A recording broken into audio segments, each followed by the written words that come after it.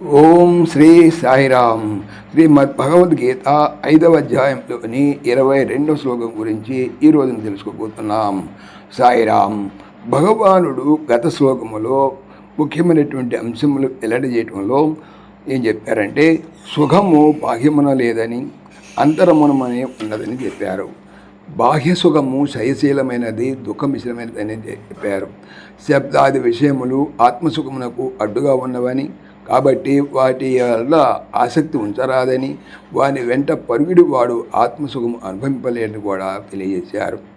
అలాగే అక్షయమైనది ఆత్మసుఖమని, అది లభించేటువంటి విధానంలో శబ్దాది విషయములందు ఆసక్తి వదిలి ఆత్మయందు నిష్ట కలిగి ఉండడం చేత లభించని కూడా తెలియజేశారు.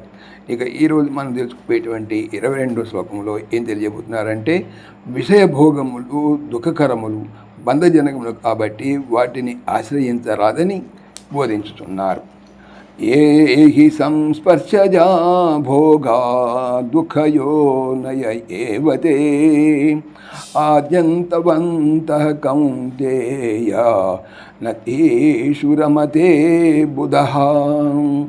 కౌంతేయ, ఓ అర్జున, సంస్పర్శ విషయ సంయోగము వలన కలిగేటువంటి భోగా భోగములు, ఏవి తే అవి, దుఃఖయోనయ ఏవహి దుఃఖకారణములే అగుచున్నవి, ఆద్యంతవంతః మొదలు తుది కలవి అనగా స్వల్పకాలం ఉండేవి, తతః కాబట్టి, బుధః వివేకవంతుడు, తేషు వాని యందు న రమతే క్రీడింపడు అంటే ప్రీతి పొందడు.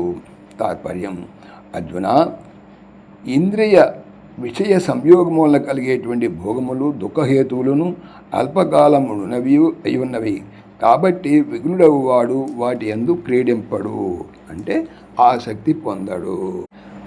ఈ శ్లోకంలో చెప్తున్నారంటే, విషయ విరక్తి కలిగి ఉండాలని క్రింద శ్లోకంలో బోధించారు. అది ఎందుకు కలిగి ఉండాలనేటువంటి ప్రశ్న ఇక్కడ మనకి ఈ శ్లోకంలో సమాధానం చెప్పబడుతున్నది. సశేషం. ఓం దేవకీ నందనాయ విద్మహే వాసుదేవాయ ధీమహి తన్నః కృష్ణ ప్రచోదయాత్. ఓం సర్వం శ్రీకృష్ణార్పణమస్తు.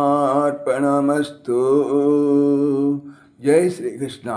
జై జై శ్రీకృష్ణ.